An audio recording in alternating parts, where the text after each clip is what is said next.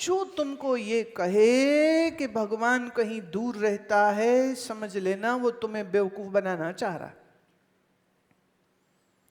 जो तुम्हें ये कहे कि हम सब भगवान के घर से आत्माएं आई हैं और आत्माएं भगवान के घर वापस जाएं, इसके लिए आत्मा को शुद्ध होना पड़ेगा।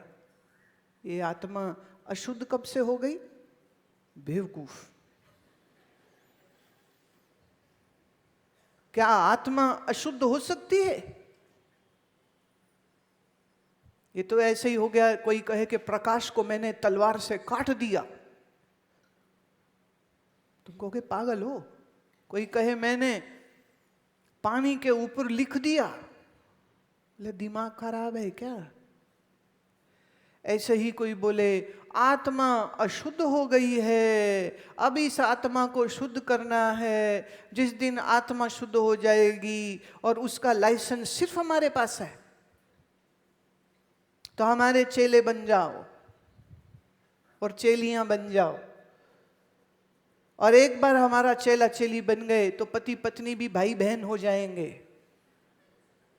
महाराज अगर पति पत्नी भाई बहन हो जाएंगे तो ये भाई कितनी बहनों को पत्नी बनाएगा फिर? हमारे भारत की संस्कृति ये नहीं है। पत्नी पत्नी रहेगी, पत्नी बहन जी नहीं बन जाएगी। अगर पति पत्नी बहन भाई हो गए तो जो भाई की असली बहन है वो क्या होगी? तो भाई दूज पे वो राखी किसको बांधे? उसको जिसे को उसके माँ बाप ने पैदा किया या उसको जिसके साथ माँ बाप ने शादी कर दी थी? क्या आप पागल बना रहे हो समाज को? ऐसे भ्रम फैलाए जाते हैं और आप बेवकूफ। हाँ, हो तुम बेवकूफ। सफेद कपड़े पहन करके मन पे काले पर्दे डाल के बैठे रहो। अरे मन का पर्दा हटाओ प्यारे।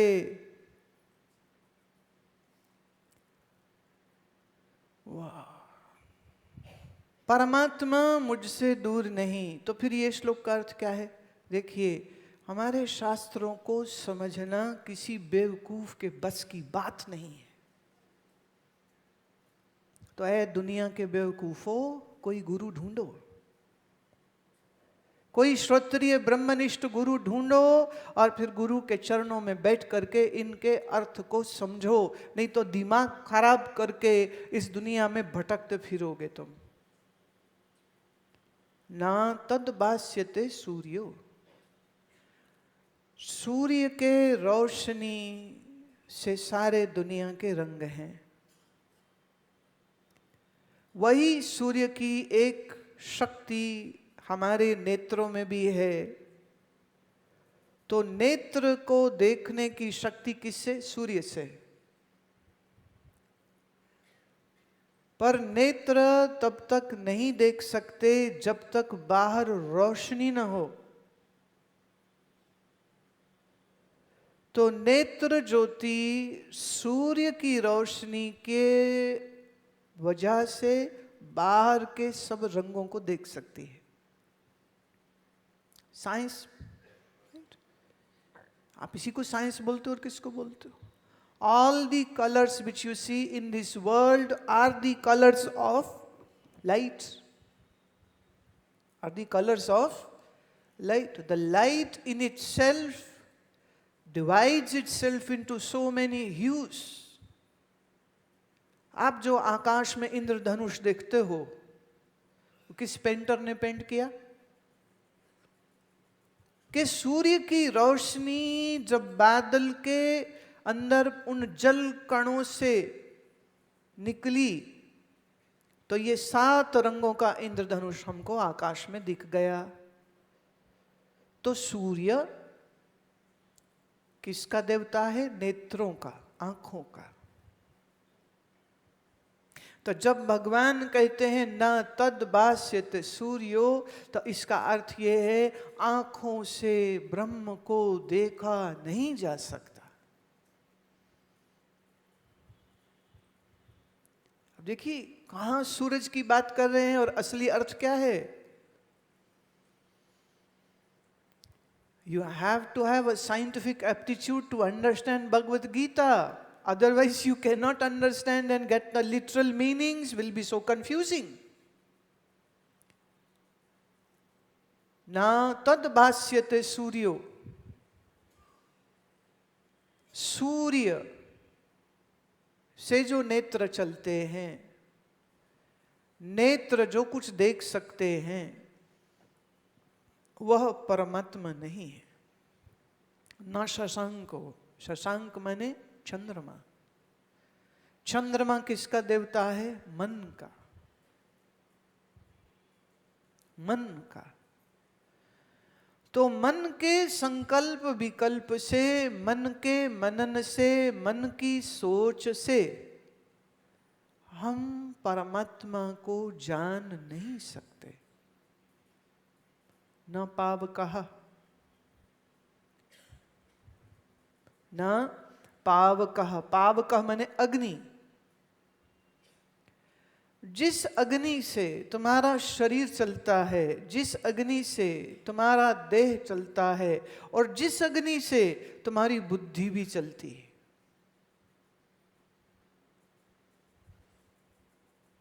बुद्धि तेजस्वी हो। आपने ऐसा वचन सुना होगा, तेजस्वी। तेज माने किसका? अग्नि का। तेजस्वी, तो जिसकी बुद्धि अग्नि के समान प्रकाशमान है, देदीप्यमान है, वह बुद्धि भी परमात्मा को जान नहीं सकती। यत् गत्वा न निवर्तन्ते। जिसको प्राप्त होकर ये जीव वापस लौट आता है। अब जीव जब बोला तो उसमें बुद्धि भी आ गई, मन भी आ गया, आंखें भी आ गई। जब हम आंख कहते हैं तो बाकी 4 ज्ञान इंद्रियां भी आ जाती हैं साथ में। ये इंद्रियां, ये मन, ये बुद्धि जहां से वापस लौट आते हैं, वो ही परमात्मा का धाम है। अब इसका मतलब क्या हुआ? इंद्रिय, मन और बुद्धि जब बाहर देखे तो है संसार, पर जब ये वापिस अपने मूल को लौट आवे, ध्यान की प्रक्रिया हो गई। इंद्रियों को मन में लीन करे, मन को बुद्धि में लीन करे, बुद्धि को आत्मा में ये लौट आए। Is turning back, moving to the origin.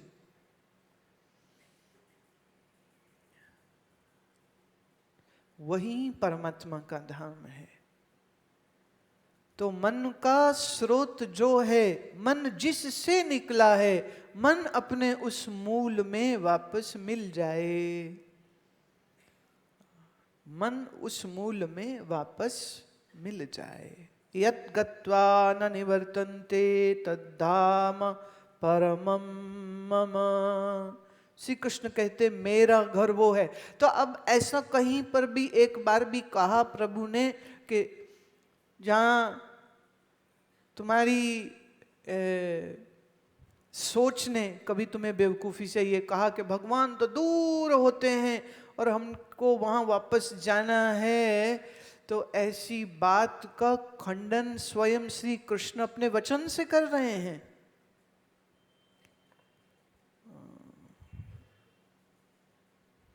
इसको थोड़ा और स्पष्टता से समझो।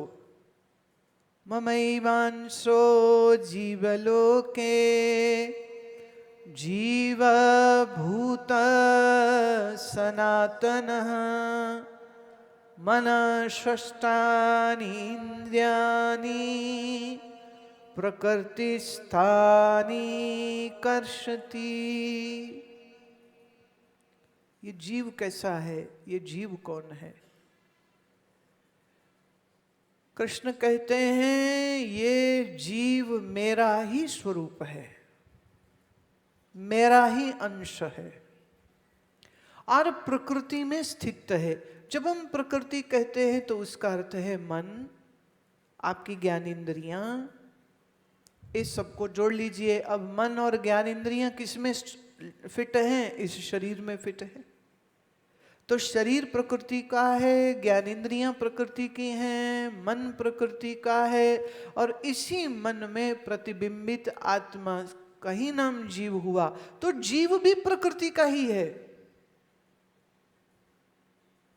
जीव भी प्रकृति का ही है। देखिए कईयों ने कहा अंश अंशी कैसे बोल दिया? अंशी माने मूल और अंश माने एक हिस्सा। तो जीव क्या ईश्वर का सिर्फ एक हिस्सा है? अरे भाई फिर से शीशे की एग्जाम्पल पे आ जाओ। जब आप शीशे के सामने खड़े हुए, आपकी शक्ल शीशे में गई, तो ये जो शीशे में प्रतिबिंबित शक्ल है वो मूल शक्ल का अंश ही तो कहेंगे, और क्या कहेंगे? अब मान लो वो शीशे में कई 100 छोटे छोटे शीशे लगे थे। वो मुगले आजम पिक्चर देखी ना तुमने? देखो ना बड़े भगत, चिंता मत करो, हमने भी देखी है। उसमें एक सीन है। सीन क्या है कि अनारकली अकबर के सामने नाच रही थी, और फिर कमाल अमरोही ने एक सीन बनाया जिसमें छत में शीशे हैं, और एक बड़ा शीशा है, और फिर कितने छोटे छोटे छोटे छोटे छोटे, पर हर शीशे में अनारकली अनारकली अनारकली अनारकली अनारकली, सब जगह हो गई ना। तो अनारकली एक है कि अनेक है? देखो,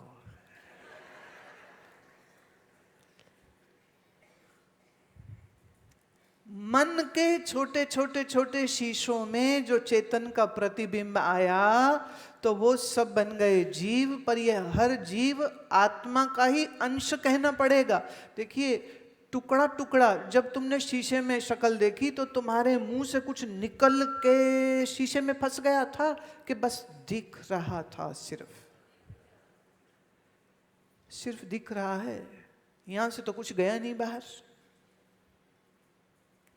ऐसे समझो 1 किलो सेब था, हमने उसमें से 1 सेब निकाला, समझ लो 300 ग्राम का होगा वो सेब।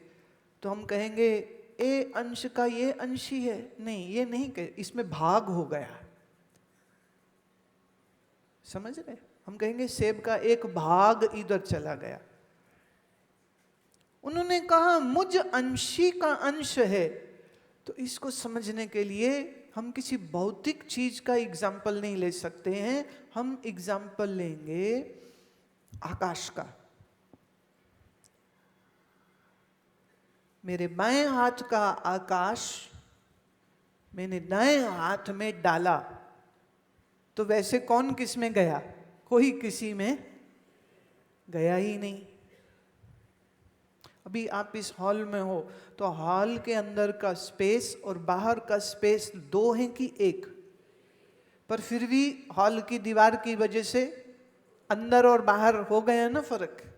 ऐसे ही जीव का और ब्रह्म का जो भेद है वो इस हॉल और बाहर के आकाश के जैसे हो गया है भी, पर नहीं भी। हम कह सकते हैं बाहर के महाआकाश का एक हिस्सा इस हॉल में भी है, पर क्या उसमें आकाश कट गया?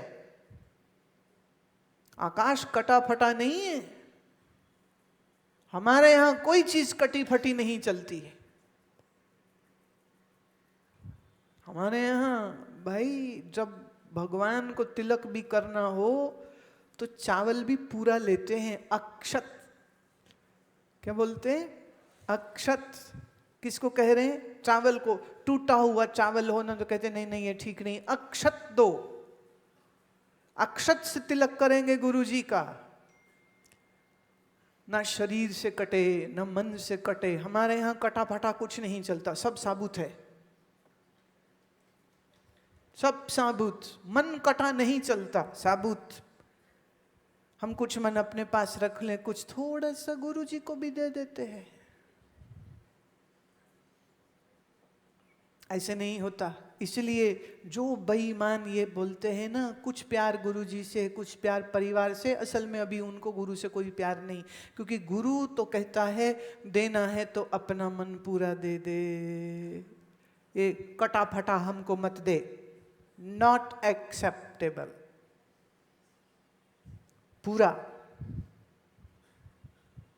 अधूरा नहीं। तो जीव जो है ये अविद्या वाला है, इसलिए बेवकूफ है, और जिसको हम कहते हैं ईश्वर सो है माया वाला। माया सत्व गुणी है, इसलिए माया में कभी कुछ भूलना होता ही नहीं। तो जिसे हम ईश्वर कहते हैं, ना वो कभी अपना आप भूलता है, ना ही वो कभी अपना स्वरूप भूलता है, और उसकी सात्विकी शक्तियों से ये माया का सब संचालन और जीवों के सब संचालन जो होते रहते। समझ रहे? जीव बेवकूफ भूल जाता है और ईश्वर को कहते सर्वज्ञ। अब आओ शंकर जी के जीवन से एक कथा लेते हैं। एक बार जब आकाश मार्ग से शिव और पार्वती दोनों जा रहे थे,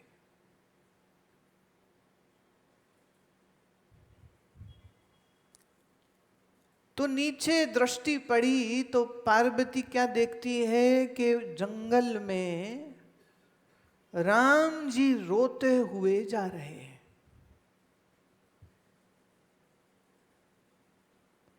और वो पूछते फिर रहे हैं वृक्षों से, वृक्ष की लताओं से, रो रो के, क्या तुमने मेरी सीता देखी?